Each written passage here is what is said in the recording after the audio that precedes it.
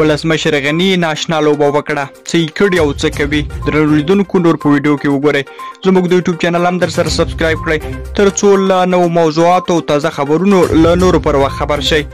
ولسمشر غني ناشنا لوبه وکړه ډاکټر غني د نړیوالو خلاف خپل ملي ځواک ته پټ امر کړی و چې د طالبانو سره ونه جنګيږي او پرېږدي چې طالبان ټول افغانستان په آرام بې له جګړې ونیسي او همداسې وشول چې د کړنې امریکا جرمني نړیوال او په ځانګړې توګه طالبان حیران کړل طالبانو سملاسي ارګ ته ځانونه ورسول غوښتل چې اسناد ترلاسه کړي خو هلته هیڅ اسناد نه و معنا په کاغذي شکل هیڅ اسناد موجود نه و ځکه 15 کاله د غني حکومت د غني په امر ټول کمپیوټري یعنی ډیجیټل کړی و لکه ملي امنیت روغتیايي سیستم بانکي سیستم او داسې نور بلخوا ډاکټر غني د افغانستان ټول پانګه چې 9.4 میلیارډ ډالر کیږي د هیواد د نړیوال بانک اکاونټ ته لیږلې ده د دې لپاره چې کنګل کړي اوس د نړیوال بانک لخوا کنګل شو او طالبانو ته نه ورکوي امریکا هم 300 میلیون ډالر چې د کرونا ناروغۍ د مخنیوي مرسته او همدارنګه 5.15 میلیارډ ډالر د پرمختیايي پروژو پر مخ بیولو په خاطر هم نه ورکوي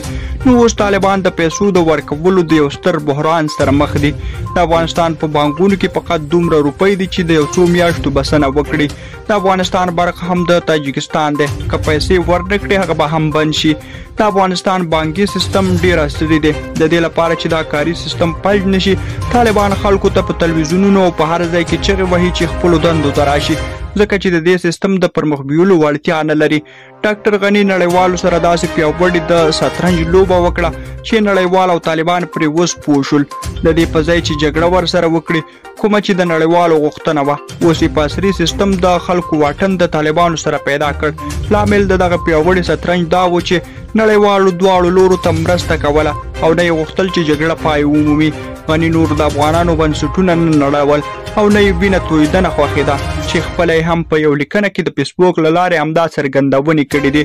اوس طالبان زیار باسي چې نړیوال پاتې کړي ترڅو ورته مالی مرستې وکړي او د بلخوا طالبانو نړیوالو ته ویلي وو چې ښه حکومتولي کولی شي چې داسې بالکل نه ښکاري ځکه دوی د دغه عصري حکومتولۍ وړتیا بیخي نه لري لوستي افغانان ترې په تیښته دي طالبان کوشش کوي چې د دوی په هیواد کې پاتې شي